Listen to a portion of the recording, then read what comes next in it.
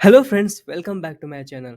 Friends, आज जिस stock के बारे में हम बात करने वाले हैं उसने लगभग 20 साल में ₹1.5 से 972 रुपये तक का सफ़र तय किया है। यानी लगभग 20 साल में इसने 650% का रिटर्न अपने इन्वेस्टर्स को दिया है। सरल भाषा में समझे तो इसने लगभग 1 लाख रुपए को 6.5 करोड़ रुपए में 20 साल में बदल दिया है। और वो भी मात्र आपने 1 साल पैसा लगाया होता, और वो भी धीरे धीरे करके आप 10 साल बाद आपको जीरो पे निकल गए होते।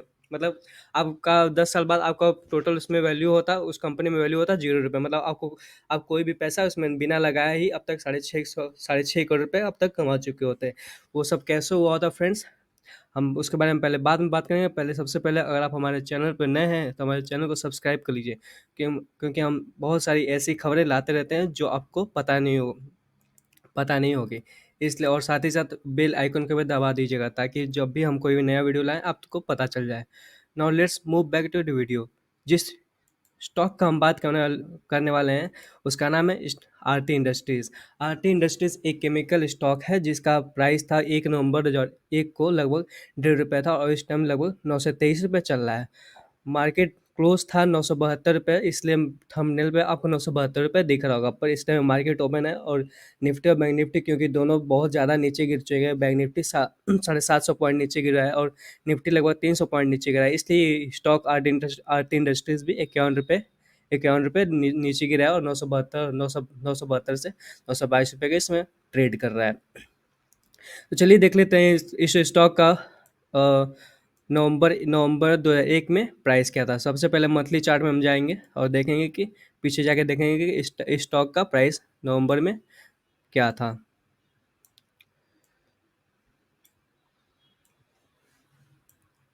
आगे हम 2000 में, और फिर ये 2001 आपका सितंबर अक्टूबर नवंबर। आप यहाँ पे ऊपर देखेंगे बुलेट्स।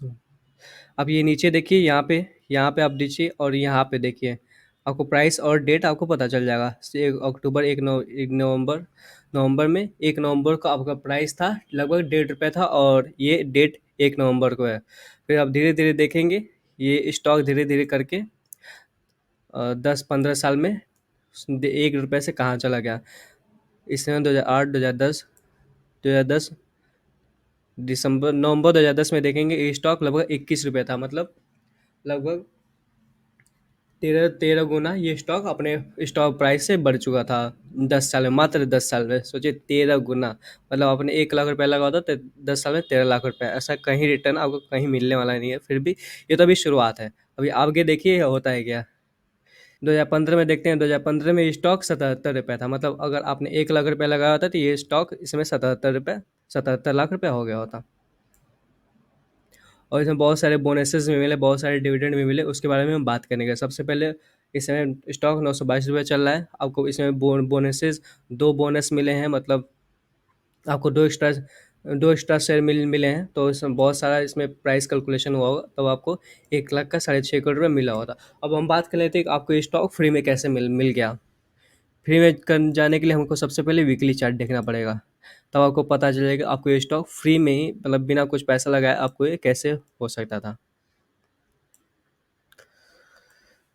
हम बात अब करने वाले डिविडेंड की। हाँ, और डिविडेंड आप इसमें देखेंगे कि इसमें आपको बाइंग प्राइस के हिसाब से ही आपको डिविडेंड मिला है, और ये बाइंग प्राइस के 2 गुना 3 गुना भी डिविडेंड मिला है, तो लगभग आपको ये फ्री हो ही जाएगा। फिर भी आपको मैं एक विजुअल दिखाई देता हूँ। फिर आपको मैं बताऊंगा कि मल्टी बैगर स्टॉक कैसे बाई कर सकते हैं, कैसे इसको होल्ड करें, क्या इसमें टारगेट रहेंगे। सबसे पहले बात, 2009 से पहले इसमें कोई डिविडेंड मिला, कोई डिविडेंड नहीं मिला। फिर 2010 में एक डिविडेंड मिला, जो कि 6 सितंबर में मिला था, वो भी 70 पैसे का था, जो कि आपके कॉस्ट प्राइस का आधा था। और यहाँ पे फिर 7 फरवरी 2011 को ₹1.25 मिला। मतलब यहाँ लगभग 10 साल में आपका जो कॉस्ट था वो कवर हो गया, ऊपर से आपको कुछ ज़्यादा पैसा भी मिल गया। और जो स्टॉक का प्राइस जो जो स्टॉक के प्राइस का अप्रिसिएशन यहाँ पे लगभग ₹13.40 दिखा रहा है। मतलब आपका स्टॉक लगभग 8 7 8 गुना ज़्यादा बढ़ गया, और यहाँ पर आपका कॉस्ट भी निकल गया, जो आपने 1 लाख रुपया लगाया था उसका कॉस्ट भी निकल गया आप यहाँ पे आपका, क्योंकि आपने 1.5 रुपये में खरीदा था और यहाँ पे एक 100 रुपये का डिविडेंड मिला और यहाँ पे 70 पैसे का डिविडेंड मिला। मतलब 2 रुपये 20 रुपये यहीं पे हो गया, आपको 70 पैसे पर शेयर का प्रॉफिट भी हो रहा है यहाँ पे। अब धीरे धीरे यही डिविडेंड आपको धीरे धीरे बढ़ते जाएंगे। सोचिए आपका एक 1 लाख का 20 लाख रुपया तक यहीं पे हो जाएगा, डिविडेंड से ही हो जाएगा। उसमें भी आपका 19 लाख रुपया प्रॉफिट है। और फिर इधर भी जो स्टॉक अप्रिसिएशन हुआ है उसका प्रॉफिट है। इसमें भी आपको टैक्स पता है, आपको बस 10% टैक्स डालना है। कोई इनकम टैक्स के जैसे 30% होता है, 6.5 करोड़ रुपये, 10 लाख रुपये से ज़्यादा, 30 लाख रुपये से ज़्यादा कमाएगा तो आपको 30% टैक्स देना पड़ेगा। इसमें ऐसा झंझट नहीं है, इसमें आपको बस 10% डिविडेंड और 10% टैक्स मिलेगा। 6.5 करोड़ रुपये में अगर आप इसमें इस स्टॉक बेचते हैं तो 6.5 करोड़ रुपये का, तो सारा 10% का टैक्स टैक्स लगेगा, लगभग 65 लाख रुपये का टैक्स लगेगा और सारा पैसा आपका। अब देखते हैं कि आप ऐसे मल्टीबैगर स्टॉक शुरू में ही पिक कैसे कर सकते हैं और उसको लॉन्ग टर्म के लिए कैसे होल्ड कर सकते हैं। सबसे पहली बात, आपको ये देख रहा होगा कि 20 साल में ये लगभग 1 से 920 आया है। 920 क्या है, ये 1100 रुपये तक गया था। फिर यहाँ से ये आप यहाँ पे देखेंगे, ये इसका प्राइस 1175 रुपये था। फिर यहाँ से कंटिन्यू थोड़ा सा 4-5 हफ्ते से सेलिंग प्रेशर में, और यहाँ पे 919 रुपये, लगभग 200 रुपये नीचे ट्रेड कर रहा है। आप ऐसी कंपनी पिक कैसे कर सकते हैं। सबसे पहली बात, आपको शायद ही कोई 1-2 रुपये में वैसी कंपनी मिले, क्योंकि ये 20 साल पहले की बात है, और 20 साल पहले और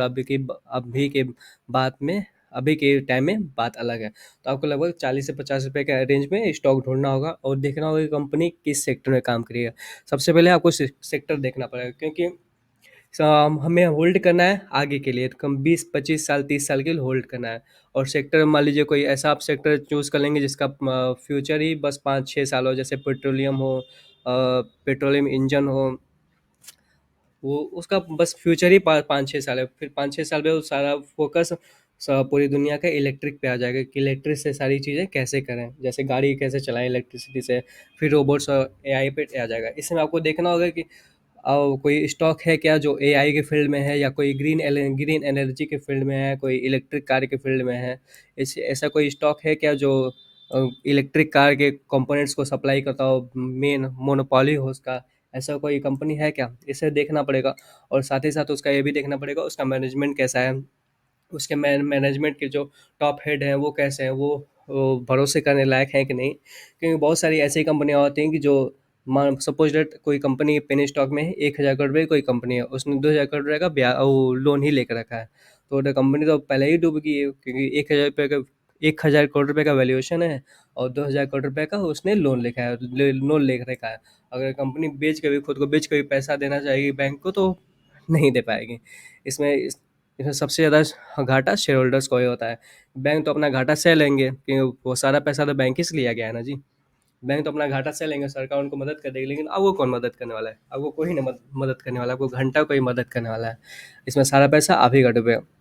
इसलिए हमेशा मैनेजमेंट देखना चाहिए, हमेशा ये देखना चाहिए कि उसका धीरे धीरे कंपनी में प्रॉफिटेबिलिटी आ रही है कि नहीं। और सबसे बड़ी बात, डेप्ट नहीं होना चाहिए। डेप्ट 0 रुपये होना चाहिए, डेप्ट होना ही नहीं चाहिए। और फिर इंडस्ट्री देखना चाहिए कि अच्छी इंडस्ट्री हो, जिसका इंडस्ट्री में ग्रोथ के चांसेस हैं आने वाले टाइम में, आने वाले 20-25 साल में, वैसी कंपनी को पिक करना चाहिए। मैं फ़िलहाल अभी यहाँ पे कोई भी किसी भी पेनी स्टॉक का रिकमेंडेशन नहीं दूंगा, पर अगर ये सारी चीज़ें आपको देखनी पड़ेंगी।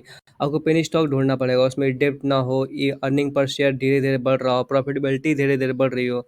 अगर कि कंपनी ने लोन लिया हो तो लोन बहुत कम होना चाहिए, और रेवेन्यू से भी कम होना चाहिए, उसका इंटरेस्ट कम होना चाहिए रेवेन्यू से। ये नहीं कि कंपनी रेवेन्यू जनरेट करिए 100 करोड़ रुपये का और इंटरेस्ट भर रही है 150 करोड़ रुपये का, तो ये बिजनेस सस्टेन नहीं कर पाएगा। आपको ऐसे ध्यान देना पड़ेगा कि ऐसे ही कंपनी में इन्वेस्ट करें जहाँ पर रेवेन्यू ज़्यादा हो और लोन अमाउंट बाकी जो उस कंपनी के सारे खर्चे हैं वो कम हो। तब जाकर तो कंपनी प्रॉफिटेबिलिटी बढ़ा सकती है, अपने शेयर होल्डर्स का भरोसा जीत सकती है और आगे कंपनी एक्सपेंशन कर सकती है, जिससे वो मल्टीबैगर होने के ज़्यादा चांसेस रहेंगे। आप ऐसी कंपनी ढूंढिए। अगर आपको समझ नहीं आए तो हमें नीचे कमेंट बॉक्स में मेंशन जरूर कर दीजिएगा उस कंपनी का पूरा हिस्ट्री। और कंपनी का नाम मेंशन करना है, और सेक्टर मेंशन करना है, उसका पी मेंशन करना है। पी उतना इम्पोर्टेंट नहीं है, लेकिन पी भी इम्पोर्टेंट है, पी भी इम्पोर्टेंट है, ईपीएस इम्पोर्टेंट है। आप खुद जब ये सब सारी चीज़ें मेंशन करेंगे तो आपको खुद पता चलेगा, अरे नहीं यार ये कंपनी अच्छी नहीं है।